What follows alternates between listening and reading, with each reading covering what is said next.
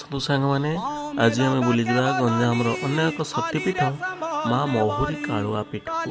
ମାଙ୍କର ଏହି ପୀଠଟି ଗୋଟେ ପାହାଡ଼ର ଶିଖରରେ ଅବସ୍ଥିତ, ଯେଉଁଠିକୁ ଆପଣଙ୍କୁ ଚାଲି ଚାଲି ପାହାଚରେ ଚାଲି ଚାଲି ଆପଣଙ୍କୁ ଯିବାକୁ ପଡ଼ିବ ଏବଂ ଏହି ପାହାଚ ପାଖାପାଖି ବୋଧେ 600 ହେଇପାରେ ତ ଅନୁମାନ କରାଯାଏ। ତ ଆପଣମାନେ ଚାଲି ଚାଲି ଯାଇ ଶିଖରରେ ପହଞ୍ଚିଲେ ମାଙ୍କୁ ଦର୍ଶନ କରିପାରିବେ।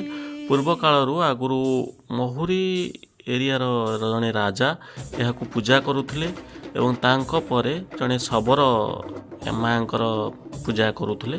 ତାଙ୍କ ପରେ ଯେହେତୁ ମାଙ୍କର ପୂଜା ଅର୍ଚ୍ଚନାରେ ଅସୁବିଧା ହେଲା, ମାଙ୍କର ନିର୍ଦ୍ଦେଶ କ୍ରମେ ପାହାଡ଼ର ପାଦଦେଶରେ ତାଙ୍କର ଆଉ ଏକ ପୀଠ ନିର୍ମାଣ କରାଗଲା। ଏହି ଜାଗାରେ ନଭେମ୍ବରରୁ ଜାନୁଆରୀ ଭିତରେ ବହୁତ ପର୍ଯ୍ୟଟକଙ୍କର ସମାଗମ ଘଟେ। ଆପଣମାନେ ଦେଖିପାରୁଥିବେ କେମିତି ପାହାଡ଼ର ଶୀର୍ଷକୁ ପର୍ଯ୍ୟଟକମାନେ ଚାଲି ଚାଲି ଯାଆନ୍ତି ଏବଂ ବହୁ ସଂକୀର୍ଣ୍ଣ ବାଟ ଦେଇ ମାଙ୍କ ଦର୍ଶନ କରନ୍ତି, ମାଙ୍କ କୃପା ଲାଭ କରନ୍ତି।